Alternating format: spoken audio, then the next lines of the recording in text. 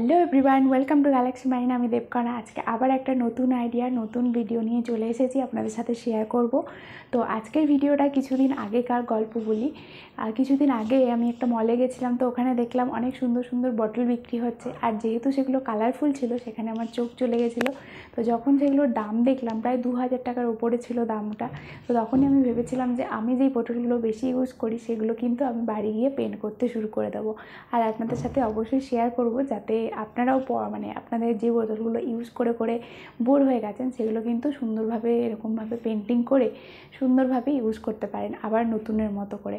তো চলুন তাহলে কী বানিয়েছি আর কিভাবে বানিয়েছি, আর যেহেতু বটলের সারফেসটা অয়েলি থাকে, তো সেটাকে কিভাবে আপনারা পেন্ট করার উপযুক্ত করে তুলতে পারেন, সমস্ত কিছু কিন্তু ডিটেলসে এখানে দেওয়া থাকবে। তো চলুন তাহলে দেখতে থাকুন আর সঙ্গে থাকুন। তো এই একটা বোতল, যেটা আমার কাছে অনেক দিন থেকেই ছিল, মানে অনেক বছর থেকেই ছিল, যেটা গরম জল ঢাললে গরম জল অনেক দিন থাকে, মানে 2-3 দিনের মতো থাকে, আর ঠান্ডা জল ঢাললে ঠান্ডা থাকে। তো এই বোতলটাকে আমি কালার করতে বসেছিলাম। এই বোতলটাকে আমার মনে হলো যে কালার করলে মানে এটাকে আমি স্টোর করে রাখতে পারবো। অন্য বোতলগুলো তো সব মানে রাখা হয় না, এমনি প্লাস্টিকের যে বোতলগুলো, সেগুলো তো আনইউজড হয়ে গেলে তখন ফেলে দিতে হয়। তো তাই জন্য এইটার উপরেই কালার করতে শুরু করেছিলাম। তো ফার্স্টেই যেটা করতে হবে, যেহেতু এটা অয়েলি সারফেস, এর উপর কালার ধরবে না, সেই কারণে এর উপর কিন্তু খুব ভালো করে জেসো অ্যাপ্লাই করে নিতে হবে।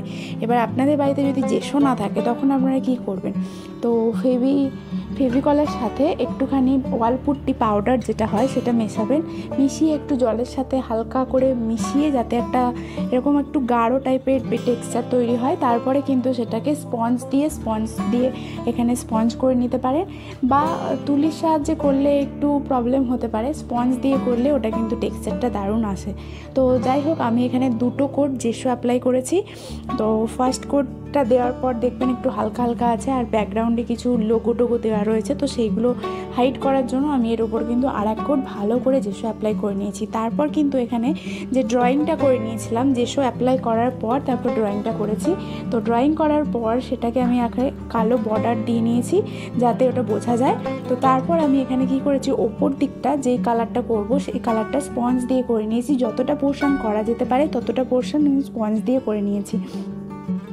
এরপর নিচের পোর্শনগুলো, যেগুলো স্পঞ্জ দিয়ে করা যাবে না, সেই পোর্শনটা কিন্তু আমি সরু যে ব্রাশ হয়, সেই ব্রাশ দিয়ে আমি কিন্তু এখানটা ফিল করে নিয়েছি। তখন কিন্তু বোঝা যাবে না, যাতে মানে যতটা পোর্শন স্পঞ্জ দিয়ে করা যেতে পারে ততটা করে নিলে একটা সুন্দর টেক্সচার তৈরি হয়। স্পঞ্জ দিয়ে করলে মানে স্পঞ্জের এক তো কালারটা ভালো করে তাড়াতাড়ি ফিল করা যায়, তারপরে সেকেন্ডলি হচ্ছে স্পঞ্জ দিয়ে করলে একটা যেটা সুবিধা হয়, সেটাতে একটা সুন্দর টেক্সচার তৈরি হয়।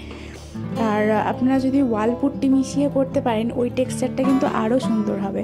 তো যাই হোক, এরপর কিন্তু আস্তে আস্তে এগুলো কালার করে নিয়েছি। যা যা মানে ড্রয়িং করেছিলাম ক্যারেক্টারগুলো, সেগুলো কিন্তু আস্তে আস্তে কালার করে নিয়েছি। তো কালার করার পর আবার সুন্দর করে এখানে কিন্তু ব্ল্যাক কালারটা ফিল করতে হবে। যেহেতু আমি প্রথমে শুধু আউটলাইনগুলো কিছু মানে বড় যে আউটলাইনগুলো, সেগুলো ড্র করে নিয়েছিলাম, জানি আমাকে আবার কালার করার পর ওখানে কালার লেগে যাবে। তো তাই জন্য লাস্টে যেহেতু আমি ফিল করব, তাই জন্য শুধু প্রথমে বাইরের আউটলাইনটা করে নিয়েছিলাম। এরপর দেখুন, পুরোটা আস্তে আস্তে কালার করে নিলে চোখ, নাক, মুখ সমস্ত কিছু করে দেওয়ার পর একটা সুন্দর প্যাটার্ন তৈরি হয়ে গেছে। মানে দেখতে তো খুবই সুন্দর হয়েছে। আর ওপরে আমি কিন্তু ওপরে আর নিচে যে মাস্কিং টেপটা অ্যাটাচ করে রেখেছিলাম, তো সেখানে কিন্তু সেটা আমি তুলে দিলাম। তো ফার্স্টে কিন্তু মাস্কিং টেপটা অবশ্যই অ্যাটাচ করে নেবেন একদম মুখে আর পেছন দিকটায়, যেটাতে কালার যাতে না পড়ে যায়। আর এরকম দেখুন সমান একটা টেক্সচার তৈরি হয়ে গেছে। এরপর কালারটা তো উঠে গেছিলো ওই নিচটা, আর নিচটা উপরটা দুদিকেই উঠে গেছিলো। তো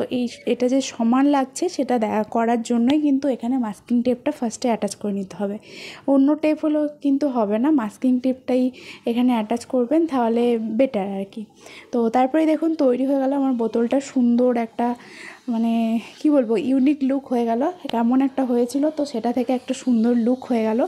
আমার তো ভীষণ পছন্দ হয়েছে। আর এরপর কিন্তু অবশ্যই ভার্নিশ অ্যাপ্লাই করতে হবে, যেটা উড ভার্নিশ। সেটা আমি আপনাদেরকে শর্ট ভিডিওতে শেয়ার করে দেবো যে কীভাবে অ্যাপ্লাই করবেন।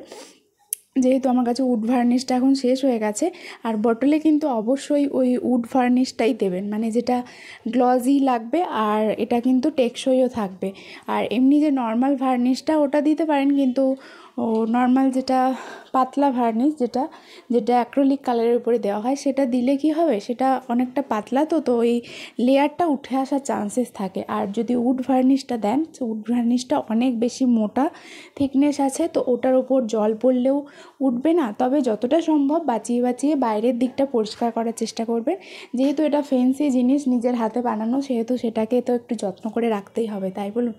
তো তারপরে আরেকটা ছিল আমার হাজব্যান্ডের অফিসে একটা বটল ও কিনেছিল, তো সেটাকেও আমি বলেছিলাম যে ওটাকেও নিয়ে আসতে, ওটাকেও আমি কালার করে দেবো, তো যাতে কালারফুল লাগে দেখতে আর অনেক দূর থেকেও বোতলটা যাতে চোখে পড়ে যায়। তো সেই কারণে ও বোতলটা এনেছিল। এটা একটু সাইজে ছোট আর এটার প্যাটার্নটা একটু আলাদা করেছি, তো এখানে এরকম টাইপের কালারফুল কিছু কালার করে নিয়েছি। আর এইটার থিমটা হচ্ছে এরকম, মানে ওই পর্দা তুলে বা হ্যাঁ মানে বেডশিট তুলে যেরকম চোখগুলো দেখা হয় না, ওরকম টাইপের একটু থিমটা রেখেছি। তো এই দেখুন, দেখে মনে হচ্ছে না যে পর্দা তুলে দেখছে অন্ধকারের মধ্যে থেকে। তো আমার তো ভীষণ কিউট লেগেছে এইটা, আরও বেশি কিউট লেগেছে যেহেতু মানে এটা সিম্পলের মধ্যেই রেখেছি। এটা খুবই ইজি, আপনারা সহজেই বাড়িতে বানিয়েও ফেলতে পারেন দেখে দেখে। তো এটাও দেখুন, মানে দুটোর মধ্যে এটা বেশি পছন্দ হয়েছে, ওটাতে বেশি খাটুনি হয়েছে, কিন্তু পরে দেখে ভাবলাম যে এটা এত কম খাটুনিতে হয়ে গেল। আর এটা কিন্তু আমি মানে 1 ঘন্টাও লাগেনি, তার মধ্যে আমার এটা কমপ্লিট হয়ে গেছে। আর ওটা করতে তো আমার 2 দিন টাইম লেগে গেছে, যেহেতু ওতে অনেকগুলো ক্যারেক্টার ছিল। তো যাই হোক, আপনাদের কোনটা বেশি পছন্দ হয়েছে অবশ্যই কমেন্ট করে জানাবেন। আমার তো দুটোই পছন্দ হয়েছে, তার মধ্যে সেকেন্ডটা আমার বেস্ট অপশান লেগেছে। দুটোই ভালোই লাগছে, তো দুটো দুরকম হয়েছে, সব তো একই রকম করলে ভালো লাগবে না। যাই হোক, আপনারা কমেন্ট করে জানাবেন কোনটা বেশি ভালো হয়েছে। আর আপনাদের যদি আইডিয়াগুলো পছন্দ হয়ে থাকে তাহলে অবশ্যই কিন্তু একটা লাইক করে দেবেন আর শেয়ার করে দেবেন।